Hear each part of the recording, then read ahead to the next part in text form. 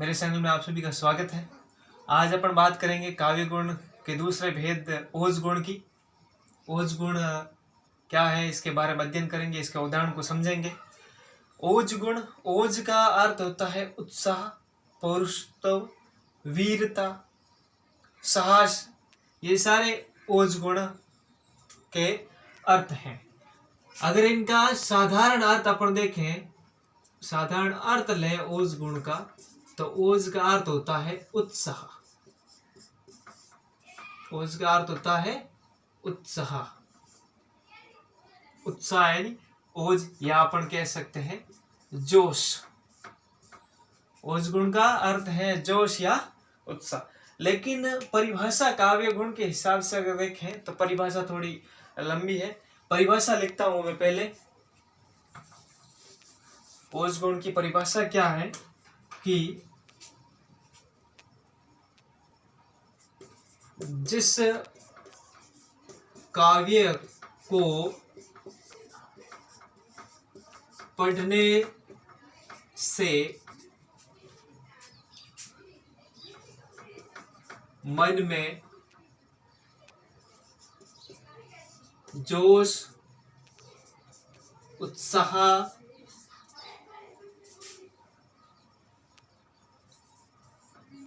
दीप्ति, साहस,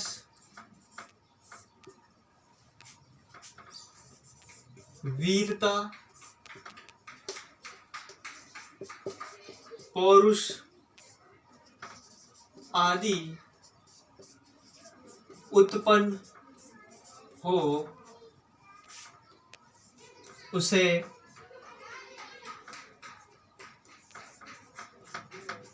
ओज गुण कहा जाता है।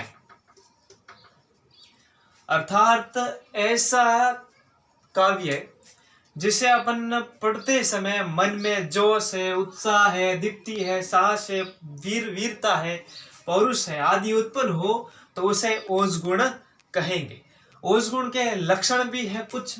तो लक्षण की बात करें तो अपन के ओज गुण के लक्षण कौन कौन से हैं, तो पहली बात करते हैं। इसमें प्रमुख बात है कि लंबे समासों का प्रयोग होगा और अत्यधिक समास, अधिक समासों का प्रयोग और लंबे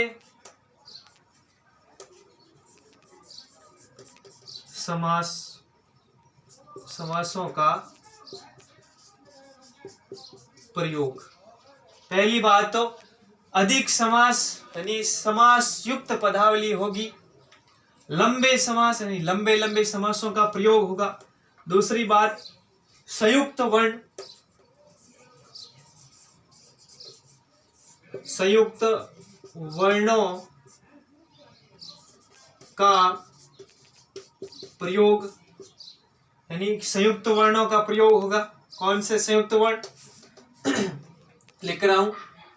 श, त्र और ज्ञ।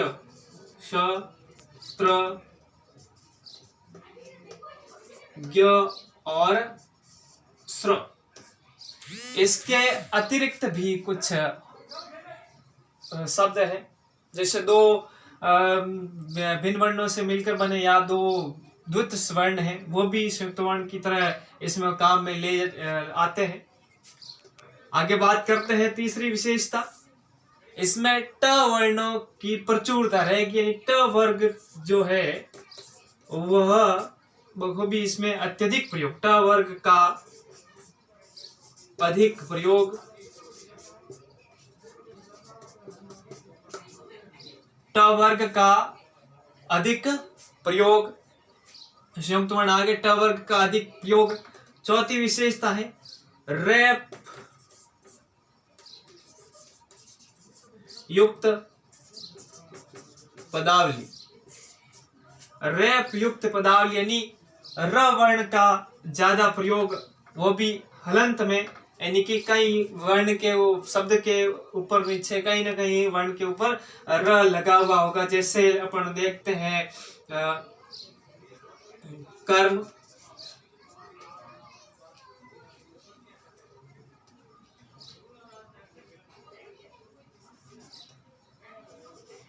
मरकट, ये ऐसे शब्द जो र ऊपर लगा या नीचे लगा, ऐसे शब्द जहाँ आएंगे वहाँ ओज गुण होगा। और ऐसी रचना होगी ओज गुण की कि अपन वे जैसे इसे पढ़ेंगे तो अपने रोंगटे खड़े हो जाएंगे और एक प्रकार का मन में और शरीर ऐसा लगेगा उत्साह आ गया अपन में, तो वहाँ ओज गुण होगा। एक और इसकी विशेषता कि ये वीर रस, विभत्स,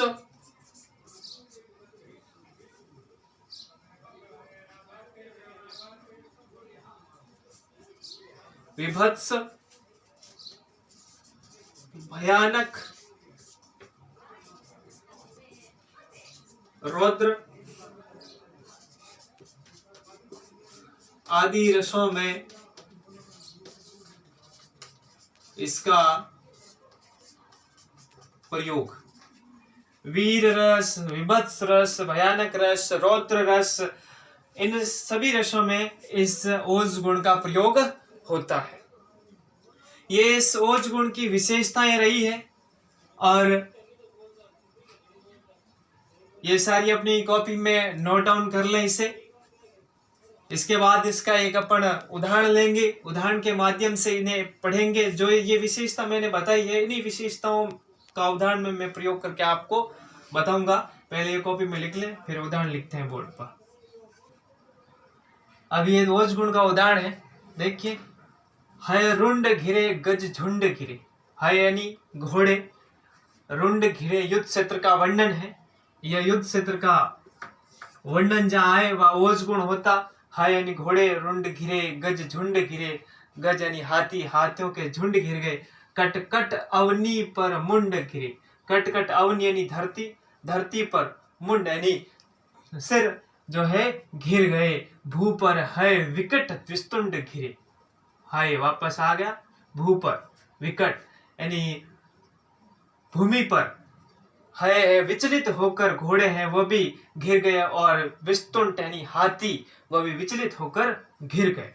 लड़ते लड़ते अर झुंड गिरे, लड़ते लड़ते अर यानी शत्रु, अर यानी शत्रु, झुंड गिरे, शत्रुओं के झुंड भी घिर गए। दूसरा एक उदाहरण लेते हैं, इसी के नीचे मैं लिख रहा हूं। ये उदाहरण एक दूसरा उदाहरण है कुरुक्षेत्र की, जो रामधारी सिंह दिनकर की रचना है उसी में से उदाहरण ले रहा हूं कि समा शोभती उस भुजंग को,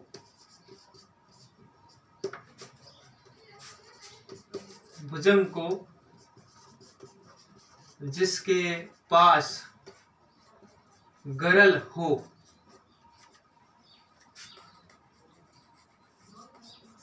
उसको क्या जो दंतहीन विषहीन विनित विनित विनत सरल हो। यहाँ भी युद्ध क्षेत्र के संबंधित पंक्ति है कि समा शोभती उस भुजंग को जिसके पास गरल हो। समा उसी भुजंग यानी सांप, सर्प को शोभा देती है जिसके पास क्या हो, गरल यानी विष हो।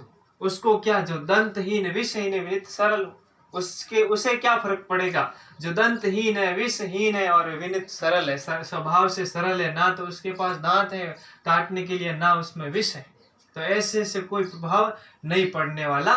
इसलिए विनित में एक ही मात्रा रहेगी। तो जहाँ युद्ध क्षेत्र का वर्णन हो, जहाँ ऐसी काव्य पंक्तियां जहाँ पढ़ते ही मन में वीरता का भाव प्रकट हो, ओज यानी उत्साह भर जाए, अपन उत्साहित हो जाए तो वह सास आ जाए, वह तो सारी ओज गुण की पंक्तियां होगी। जहाँ देख लेना लंबे समास होंगे, ट वर्ण होंगे, जैसे यहाँ देख लो ट ठ ड ढने वाले रुंड झुंड मुंड, ये सारे कट कट, ये कट कट ऐसे शब्द हैं जहाँ अपन को लग रहा है कि यह कठोर वर्णों का प्रयोग किया गया है। और एक विशेषता और इसकी है कि दो आपस में भिन्न व्यंजन भी जुड़े हो सकते हैं, जैसे दंत में न और त भी आधा जुड़ा हुआ है, तो आधे वर्ण और एक पूरा वर्ण ये भी जुड़े हुए हो सकते हैं जहाँ ओज गुण होगा। अब ओज गुण के बाद में तीसरा आता है प्रसाद गुण। पहले मैं प्रसाद गुण की परिभाषा बता देता हूँ कि क्या है।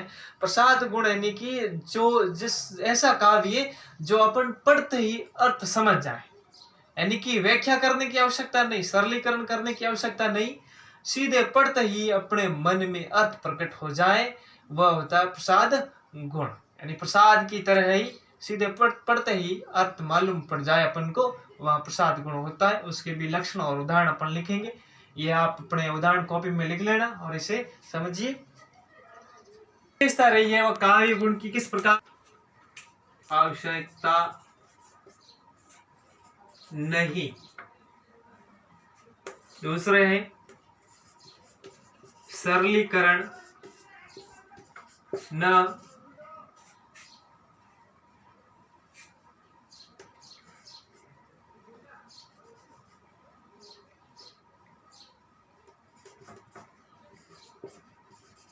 करना पड़े, यानी सरलीकरण की आवश्यकता नहीं है। और इसकी एक और विशेषता कि ये सभी रसों में प्रयोग हो सकता है, सभी रसों में प्रयोग हो सकता है प्रसाद गुण।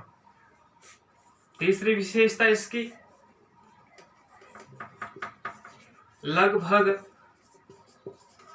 सभी रसों में प्रयोग, सभी रसों में इसका, लगभग सभी रसों में इसका प्रयोग हो सकता है। चौथी विशेषता देखें अपन, तीन विशेषताएं अपन ने लिखी है, चौथी विशेषता देखें।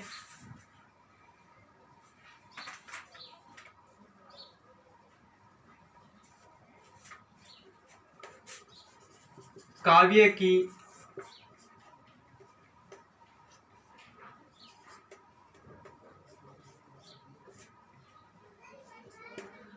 की स्पष्टता, स्पष्ट, बिल्कुल काव्य स्पष्ट होगा, स्पष्टता। अब इसके उदाहरण अगर अपन देखें, जैसे उदाहरण में बोल देता हूं, गुरु गोविंद दोनों खड़े, काकू लागू पाए, बलियारी गुरु आप रे गोविंद दियो बताए।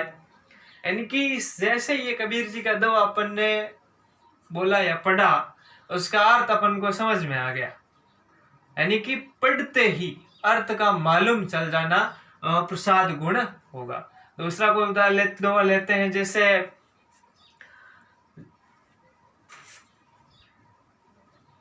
सांच बराबर तप नहीं, झूठ बराबर पाप, जाके हृदय सांच है ताके हृदय आप। तो इस दोवे को भी अपन जैसे ही पढ़ते हैं वैसे ही उसका अर्थ अपन को मालूम चल जाता है।